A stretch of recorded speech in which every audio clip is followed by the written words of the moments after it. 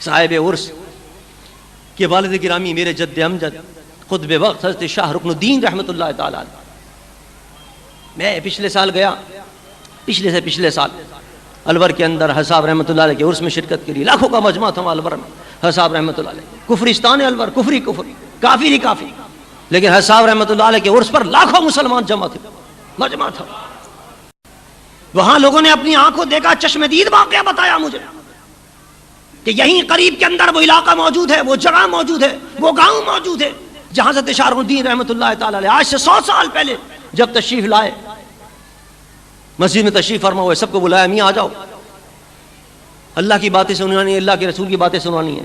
میوات میں زیادہ تبلیغ فرمائی آپ نے، زیادہ جاہل لوگ تھے، ان کی زیادہ ہدایت فرمائی آپ نے. بیٹھے ہوئے تمام میواتوں کو اللہ کی باتیں کرنی. کچھ دیر تو لوگ بیٹھے اور کچھ دیر بعد آہستہ آہستہ اٹھ کے جانے لگے. آپ نے فرمایا میاں ہم اتنی دور سے چل کر تمہیں پڑھانے کے لیے آئے ہیں، سبق دینے آئے ہیں، کچھ سکھانے آئے ہیں، اور تم اٹھ کے جا رہے ہو، یہ کیا مسئلہ ہے، کہاں جا رہے ہو؟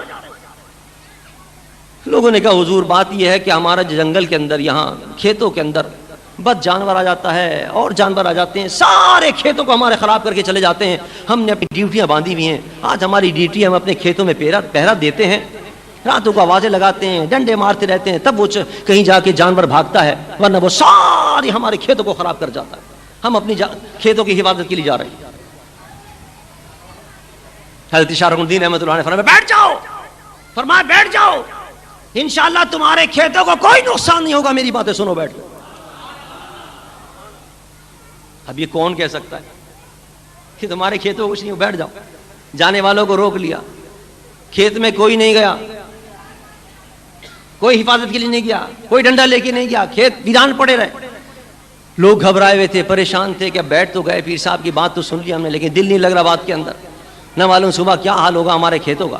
لیکن جب صبح اٹھ کر گئے تو دیکھا کہ پورے کھیت صحیح سالم تھے، بالکل کوئی جانور نہیں ہے. اور صرف یہ نہیں کہ اس دن حفاظت ہو گئی ہو، چونکہ اللہ کے ولی کی زبان سے نکل گیا کہ تمہارے کھیت کو کوئی نقصان نہیں ہوگا. لوگ کہتے ہیں وہ دن ہے اور آج کا دن ہے، 100 سال گزر گئے، کوئی جانور اس کو رخ نہیں کرتا ادھر.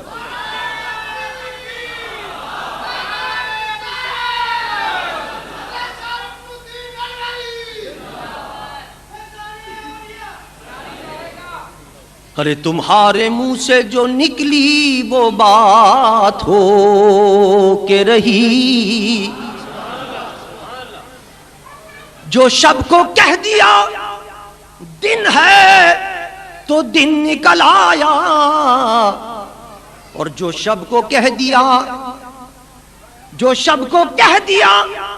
دن ہے تو دن نکل آیا، اور جو دن کو کہہ دیا شب ہے تو رات ہو کے رہی.